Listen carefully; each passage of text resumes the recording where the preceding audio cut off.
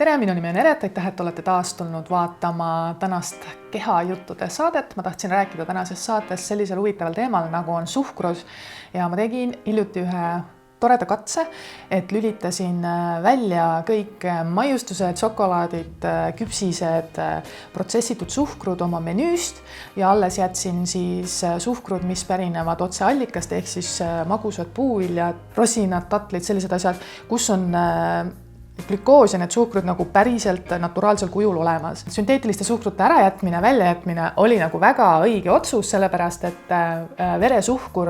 tal oli võimalus stabiliseeruda. See mõjutab kõiki neid päevarütme, biorütme, elurütme, unerütmi, tujusid, isusid erinevaid. Et kui nagu see tasakaalu läks, siis on muutused väga toredad ja väga olulised. Ühesõnaga, millele ma tahaks tänases saates nagu rõhku panna, on see, et olge ettevaatlikud suhkrute tarbimisega, et kui te lähete poodi ja vaatate enda ümber ringi, siis enamuses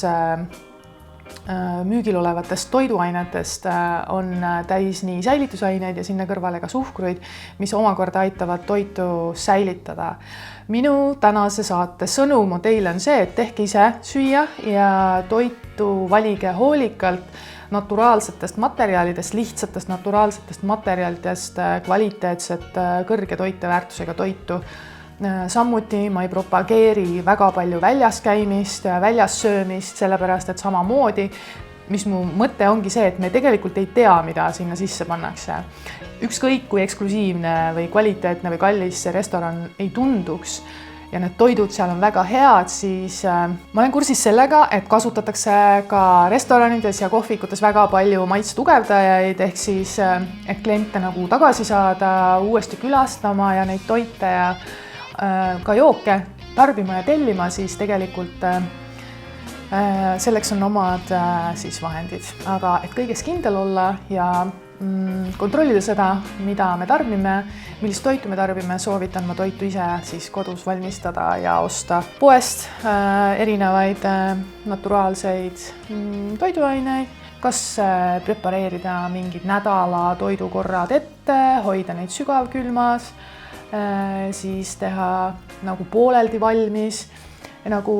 võtta see toidukava nagu endale ka südameasjaks, sellepärast et läbi toidu tegelikult me saame terveneda ja ravida ka oma igasuguseid hädasid ja haiguseid, mis meid kimbutavad. Aga et energiat saada, kiireid süsivesikuid päeva jooksul ja sellises mõnusas sportlikus rütmis püsida, siis suhkrud on olulised, just et sellise kiire energia nagu saamiseks ka, et ma ei ole neid suhkruid täiesti välja jätnud, et banaanid, apelsinid, ananas, tatlid, rosinad, kõik sellised asjad on alles.